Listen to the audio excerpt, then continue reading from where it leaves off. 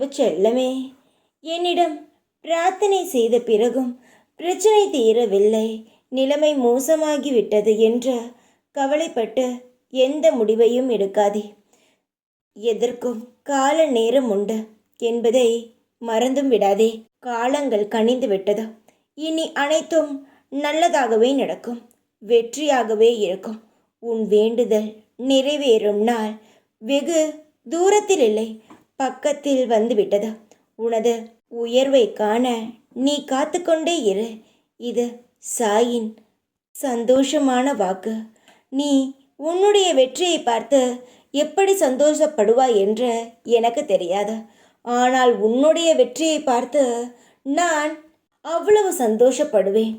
உனக்கு நடக்கும் எந்த செயலாக இருந்தாலும் நன்மையாக இருக்கும் என்று நம்பு. மனதை எப்பொழுதும் பயமில்லாமல் வைத்துக்கொள். தானாகவே எல்லாம் சரியாகிவிடும். உன் எதிர்காலத்தை பற்றிய எண்ணத்தை எப்பொழுதும் எண்ணிக்கொண்டே இருக்காதே. என்னிடம் வந்த பிறகு நான் பார்த்து கொள்கிறேன். கவலைப்படத்தான் என்னிடம் வந்தாயா? உன்னுடைய பாரத்தை இறக்கி வைக்கத்தானே என்னிடம் வந்தாய். பிறகு ஏன் உன் வாழ்க்கையை பற்றி யோசித்து நடப்பதை பற்றி சிந்தித்து உன்னை நீயே காயப்படுத்தி கொள்கிறாய்? நீ வந்தது என்னிடம். நான் உனக்கு செய்ய வேண்டியது என்னுடைய கடமை.